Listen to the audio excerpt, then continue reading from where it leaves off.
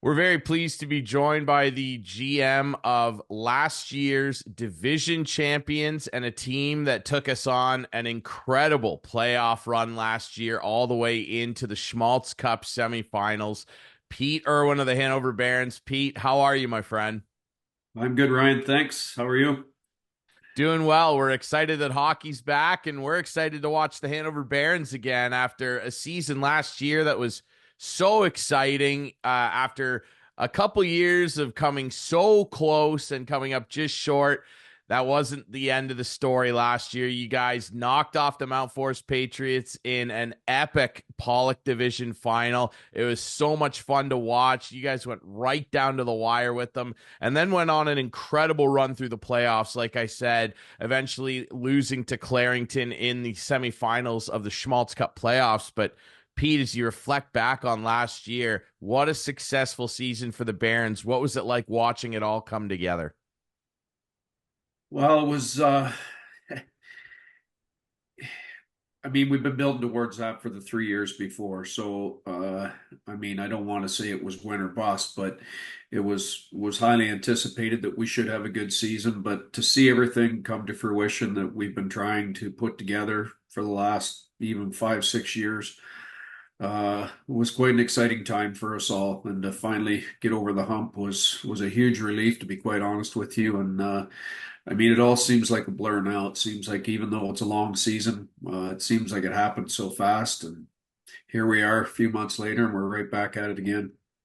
Yeah, it's incredible. It doesn't feel like that long ago that I took that picture of you guys all on the ice with the trophy, and there were a lot of smiles on the ice that night, and it was just an incredible thing to experience and watch that at the P&H Center. The building was packed. It was so much fun. And obviously last year, you can't win a championship without a great roster. And as we look toward this new season, obviously there's some guys that are moving on either because they're OAs or maybe they moved on to another team. Let's start there. Who are some guys from last year's great roster that you're going to miss this year? We will definitely miss Peyton McIsaac, Cam Angst, two stalwart junior B hockey players that we were able to acquire 2 years ago.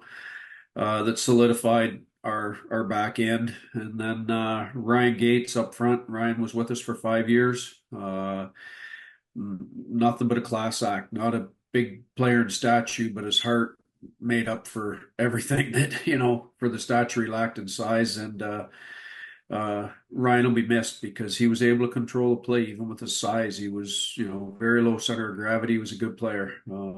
Joey Stimek moved on as well, another overager. Joey, we added Joey to our roster in the playoffs 2 years ago, and we kind of knew that he was thinking about it with school commitments, why we didn't get him back at the start of the year, but we had that away spot open all year, and it was just hoping that come playoff time that Joey would be able to come back with us after school, settle down a little bit, and he just was a veteran presence, also that had some junior B years under his belt, and was the captain of his AAA team for the London Junior Knights, and I mean, just a character guy as well. So that's four guys are overagers that we've lost. That they're hard to replace, but I think we've done a pretty good job so far this summer.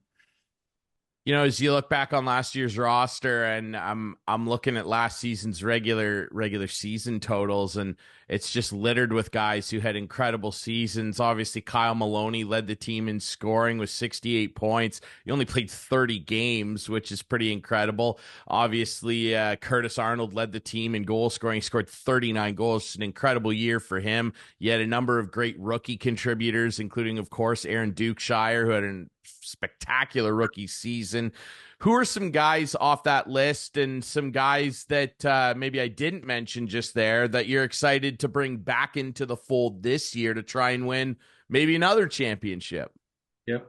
Well, Dookie, as we all knew, as a 16-year-old, he was going to be gone. So actually, I believe it's either this week or last week. Dookie actually was skating in Sault Ste. Marie's rookie camp. He is signed to play in the NOJHL with Blind River. So we don't have Dookie back, but we fully expected that as I said, for a 16-year-old to put up those points. Curtis is back with us this year again. So is Kyle, and those two seem to have some chemistry together. So I mean, I'm very excited to have them back in the fold. You can't replace them. Alex McGilvery's back. Great addition to us back in December. Just with the way things work out with him for baseball and stuff. Alex plays a lot of fastball in the summertime. Team Canada player, so he it was hard for him to keep playing Junior B. So we were fortunate that he came back to us. So I really look forward to seeing what Alex can do in a full season because he is a complete hockey player.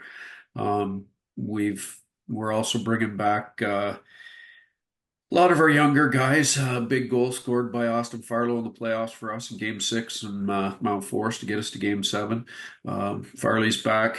Ryan Calhoun, of course, our captain. We maintain Ryan. So we didn't lose a lot other than our overagers. And on the back end, as I say, we lost two guys, but I think we've replaced well. We've brought in Danny Scott, who won a Sutherland Cup with Listowel last year as a defenseman, which will help. And then obviously our two big acquisitions were Mark McIntosh and Sam Barrett, who won a Centennial Cup, Canadian Tier 2 Junior A Hockey Championship with Collingwood Blues last year.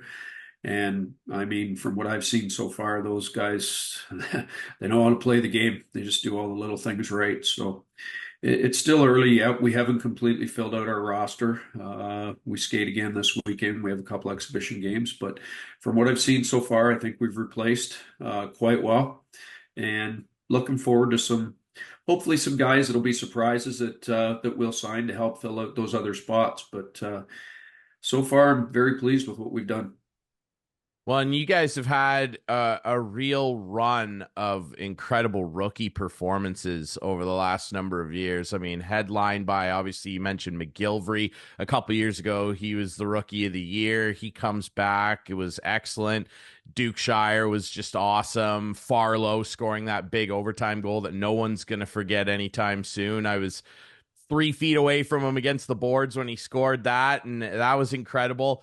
And obviously that's a big part of retooling any roster at this level, Pete, is bringing in younger kids, especially local kids. That's a big thing. And you guys have a number of Hanover and area kids on the team, and you had a lot of them last year. And Ryan Colhoun, obviously headlining that, coming back as your captain. What makes him such a special leader, and what made having all of those guys that were so close to home part of the team last year? For one, it generates more interest in your town for sure. I mean, we're fortunate in Hanover that we have a very, very good fan base. I would say second to none, honestly, in the whole PJHL, not just our division. But adding local kids obviously helps with that. There's players there that people know that they've seen grow up from, young kids in minor hockey right up through the system. So we've added another player this year who played AP with us last year, 16, and Talon Brown, who is from Hanover defenseman. And Talon worked really hard at his game over the summer with Brendan Clayton, actually, our defense coach. And I the first exhibition game I saw was the other night, and I was very pleased with what I saw from Talon Brown.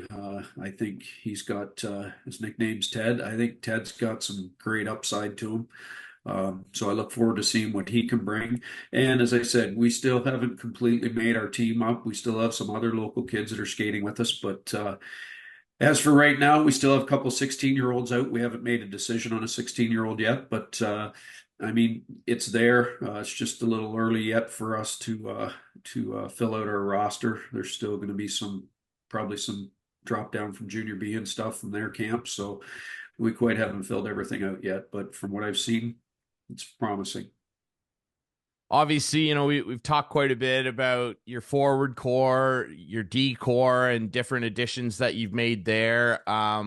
We'd be remiss if we didn't talk about the team's goaltending. And, last year we saw truly one of the great goaltending runs in a playoffs that we've ever seen, certainly that I've ever seen in my time at CKNX. And Lander Hartley was unbelievable last year. Obviously, his brother Derek was part of the fold too, and they both put up incredible numbers. But Lander, I mean, boy, the run he went on, it was just an incredible thing to watch. What is your goaltending situation looking like heading into this season, Pete? So Derek's back. I mean, you are correct there. Derek's playoff run was unbelievable. Game 7, he was on top of his game against Mount Forest, and it just, I mean, it even went further as we got deeper. And I mean, Derek, that's 2 years in a row now that Derek's been deep in the playoffs. The year before he played with us, Derek played with Stainer. They won the Carruthers Conference or Carruthers Division that year, and then went on beat Mount Forest in the quarterfinals, and then went to the Final Four with Stainer. So Derek's been to the Final Four 2 years in a row. So obviously the pedigree's there. As far as Lander goes, Lander's still back skating with us. We have a couple other goalies out. Lander's in his overage year, and we still haven't quite made a decision yet as to how we're going to go there yet. We will make that decision probably this weekend, but there is a very good chance that Lander will start the season with us again. So That's great news, and yeah, it was Derek that went on that run for you in the yeah, playoffs. Pardon me. It's easy to mistake the two for each other. I mean, yeah. it's a unique situation. They're brothers, and you see brothers on the same team sometime, but usually they're not both the goaltenders, and they're not both incredible at what they do. And yeah, you mentioned that Game 7 performance in Mount Forest and what he did beyond that. I remember the Game 6, you brought up the Farlow goal earlier, and right before that happened, he stopped 2 point-blank breakaways in overtime, one against Brody LeBlanc, and it was just incredible. I struggle to recall a time where I saw a goaltender more locked in a moment that was as big as that, and it was a lot of fun to watch that down the stretch.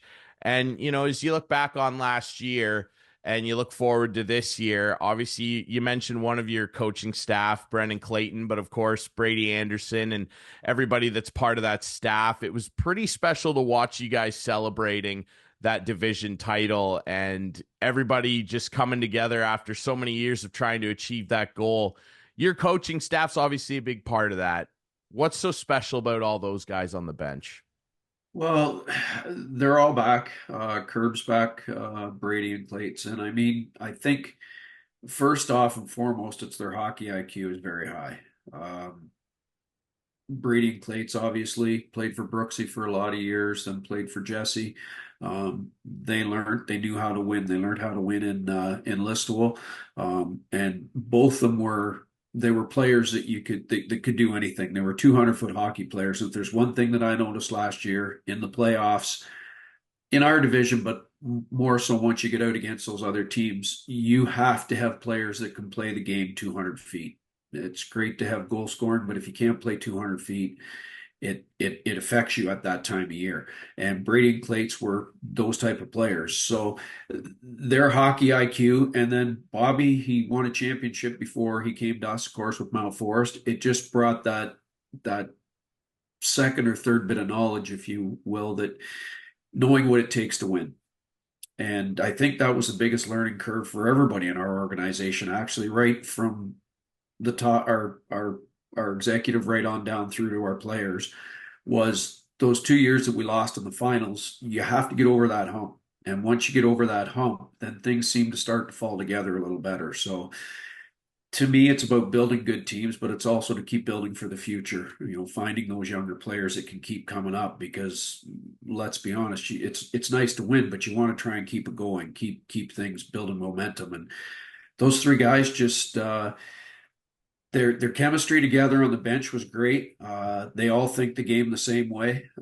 So I mean, I can't talk highly enough about the three of them. It's a really good thing, and I'm just fortunate enough to sit back and take in some of their knowledge as well. I may be the old guy, but I learn new stuff every day. So Well, I don't necessarily think it's fair to say you just sit back and do nothing, Pete. Let's be honest here. You're a Yeah, big contributor to this too. I will say quickly, I don't think I've ever been bear hugged as hard as when Bobby Kirby grabbed me after you guys won. He almost picked me up off the ice, and I'm not a light character, so Bobby yeah, Kirby, he's one of the special ones. Great to hear the whole staff's coming back. And yep, obviously, it's great the fans in Hanover know that the man they call the king in town is going to be in the GM chair again. Pete, you're one of the right. good ones, man. We love having you on, and we wish you the best of luck this season. Thanks so much for the experience last year, and we're looking forward to running into you at the P&H Center this year, my friend.